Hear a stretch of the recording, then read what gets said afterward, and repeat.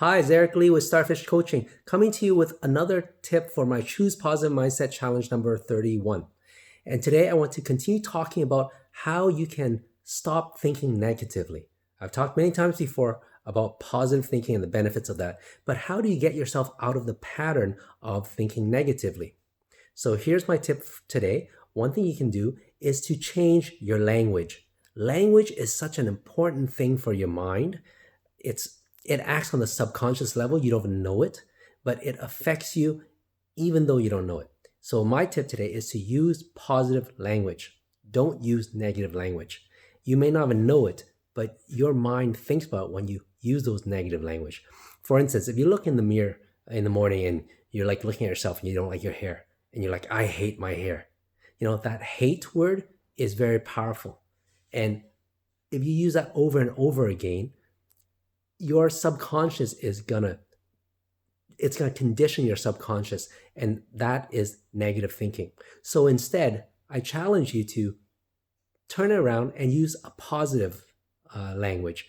Maybe instead of your hair, focusing on that, think about something else that's on your face that you like, and hey, I love my nose today, or I love the way I did my makeup today, whatever that is.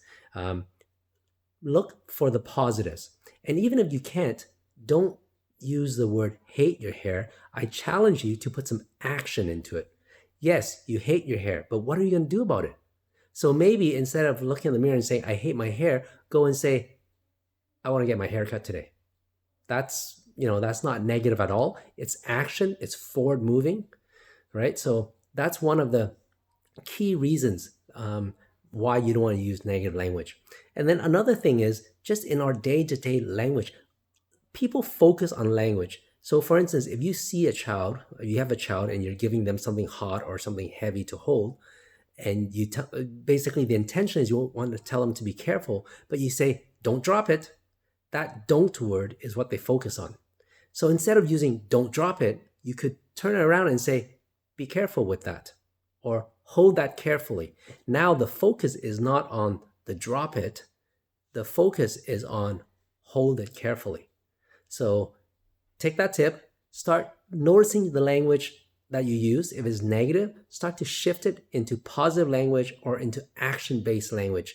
And slowly over time, that will change and you'll develop that positive mindset thinking, or at least stop thinking negatively.